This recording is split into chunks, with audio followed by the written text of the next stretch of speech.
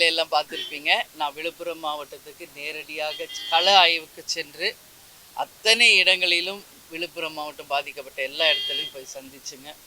மிகப்பெரிய பாதிப்பு. இது சாதாரண பாதிப்பு இல்லைங்க. பெஞ்சல் புயல் அப்படின்றது இன்னைக்கு மக்களை பெரிய பெரிய மிக அளவில் பாதிச்சிருக்கு. இன்னைக்கு ஆல்மோஸ்ட் விழுப்புரம் மாவட்டத்தில் அனைத்து விளைநிலங்கள் பாதிக்கப்பட்டிருக்காங்க, மக்கள் பாதிக்கப்பட்டிருக்கு. எல்லா இடங்களிலுமே மழை வெள்ளம் புகுந்து எல்லா வீடுகளும் சேரும் சகதியுமாக இருக்கின்ற ஒரு நிலைமை. விழுப்புரம், கடலூர், கள்ளக்குறிச்சி, தருமபுரி, கிருஷ்ணகிரி, அதே மாதிரி பார்த்தோம்னா வேலூர், காஞ்சிபுரம், செங்கல்பட்டு எல்லா இடமுமே மிகப்பெரிய பாதிப்பு. டெல்டா முழுக்க பாதிப்பாக இருக்குது. முதல்வர் எதிர்கட்சிகள் வைத்தறிச்சலில் பேசுகிறாங்க அப்படின்னு அவர் சொல்கிறாரு. வீண் விளம்பரம் தேடுறாங்க அப்படின்னு அவர் சொல்கிறதுங்க ரொம்ப தவறான ஒரு விஷயங்கள். இன்னைக்கு எதுக்காக எதிர்கட்சிகள் இதில் என்னங்க இருக்குது? விளம்பரம் தேட வேண்டியது ஒன்றுமே கிடையாது. இன்னைக்கு அமைச்சர் பொன்முடி அவர்கள் போகிறாரு, மக்கள் சேர வாற்றி அவர் மேலே வீசுகிறாங்க. அது மட்டும் கிடையாது, இன்னைக்கு அவங்க இருக்கின்ற திமுக பேனர்கள் எல்லாம் கிழிக்கப்படுகிறது. ஒட்டுமொத்த மக்கள் ரோட்டில் உட்காந்து மறியல் பண்ணிக்கிட்டு இருக்காங்க. இந்த அளவில் தான் இந்த ஆட்சி நடந்துக்கிட்டு இருக்கு. அப்போ இதை பார்த்து தான் எதிர்கட்சிகள் வைத்தறிச்சல் படணுமான்ற கேள்வியை நான் முதல்வருக்கு கேட்குறேன். எதிர்கட்சிகள் என்பவர்கள் இன்னைக்கு மக்களுக்கு நடக்கின்ற அவலங்களை சுட்டி காட்டுறதா ஒரு எதிர்கட்சி. அதை ஏற்றுக்கொண்டு அதை எப்படி உடனடியாக சரி செய்யணும்னு நினச்சி அதை செய்தாருன்னா உண்மையிலேயே இந்த ஆட்சியையும் முதல்வரையும் வரவேற்கலாம். அதை விட்டுட்டு இந்த ஆட்சியை பாலாரும் தேனாரும் ஓடுது அப்படின்னு புகழணும் அப்படின்னு எதிர்பார்த்தா எப்படி அது முடியும்?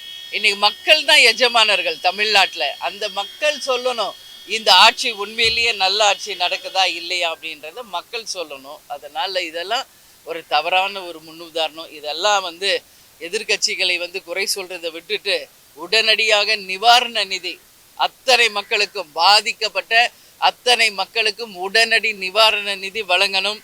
அதே மாதிரி விவசாய பெருமக்களுக்கும் உடனடியாக நிவாரணம் கொடுக்கணுங்க. நான் நேரடியாக போய் பார்த்தேன். கரண்ட் கிடையாது, தண்ணி கிடையாது, சாப்பாடு கிடையாதுங்க. உடுத்த உடை இல்லை, வீடு இல்லை. இன்னைக்கு தமிழ்நாட்டிலேயே நம்ம மக்கள் இன்னைக்கு அகதிகளாக வாழ்ந்துக்கிட்டு இருக்கிற நிலைமையை நான் பார்த்தேன்.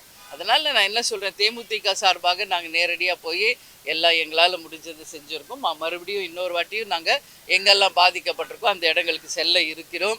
எல்லாரும், அனைத்து கட்சி சமூக ஆர்வலர்கள் எல்லார்கிட்டையும் நான் கேட்டுக்கிறது, உங்களால் முடிஞ்ச உதவியை போய் மக்களுக்கு செய்யுங்க. அதில் தவறு ஒன்றும் இல்லை. ஏன்னா இயற்கை சீற்றம் என்பது யாராலையும் தடுக்க முடியாது. இது இவங்க முன்கூட்டியே அதை சரியாக பிளான் பண்ணி அந்த கரைகளை எல்லாம் ஸ்ட்ராங் பண்ணி நல்ல தொலைநோக்கு பார்வையோட திட்டங்களை தீட்டியிருந்தால் இந்த மாதிரி எல்லாம் வந்திருக்காது. எல்லாத்தையும் கோட்டை விட்டுட்டாங்க. இன்னைக்கு மக்கள் பெரும் என்னெல்லாமா இருக்காங்க. இதிலிருந்து அவங்க சீக்கிரம் மீண்டு வரணும்னு சொல்லி நான் கேட்டுக்கிறேன். இல்லை 2000 ஒன்றுமே இல்லைங்க. ஏன்னா அவங்கெல்லாம் கஷ்டப்பட்டு கொஞ்சம் கொஞ்சமாக சிறுக சிறுக சேமித்த அத்தனை பொருட்களும் இன்னைக்கு இழந்திருக்காங்க. அவங்க உயிரை தவிர மீதி அத்தனையும் இழந்து நிர்கதியாக நிற்கிறாங்க இன்னைக்கு மக்கள். இதுதான் உண்மை.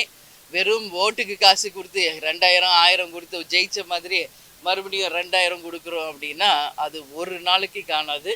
அதனால் இன்றைக்கி நம்ம பக்கத்து ஸ்டேட்டு பாண்டிச்சேரி அவங்களே ஒரு ரேஷன் கார்டுக்கு 5000 ரூபான்னு உடனே அறிவித்தார் அந்த முதலமைச்சர். நம்ம நாடு பெரிய தமிழ்நாடு அவங்களோட பாண்டிச்சேரியோட. அதனால் நிச்சயமாக ஒரு ரேஷன் கார்டுக்கு 10,000 ரூபாய் முதலமைச்சர் அவர்கள் உடனடியாக பாதிக்கப்பட்ட மக்களுக்கு தரணும். அதே போல் விளைநிலங்களில் அத்தனை விவசாயிகள் பாதித்தவங்க அத்தனை பேருக்குமே குறைஞ்சபட்சம் 50,000, அதுக்கு மேலே நிறைய பாதிப்பு இருப்பவர்களுக்கு 1,00,000 ரூபாய் இந்த அரசு கொடுத்தால்தான் அவங்க வாழ்க்கையில் மீண்டு வர முடியும். அதனால் இது நாங்கள்லாம் போய் சாப்பாடு கொடுக்குறோம், துணிமணி கொடுக்குறோம், பாய் போர்வை கொடுக்குறோம், இது எதிர்கட்சிகள் நாங்கள் பண்ணலாம். இன்றைக்கி ஆளுங்கட்சியும் அதை தான் பண்ணுறாங்கன்னு இது என்ன ஆளுங்கட்சி? இப்போ நான் சொன்ன இந்த விஷயங்களை எல்லாம் செய்ய வேண்டியதுதான் ஒரு ஆளுங்கட்சியினுடைய வேலை.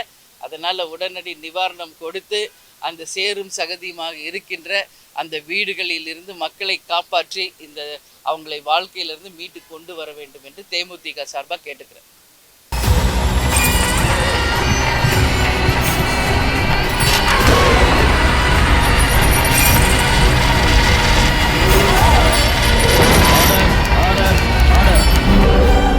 குற்றங்களின் மறுபரிமாணம் நிகழ்தகவு நமது நியூஸ் தமிழ் தொலைக்காட்சியில் விரைவில்.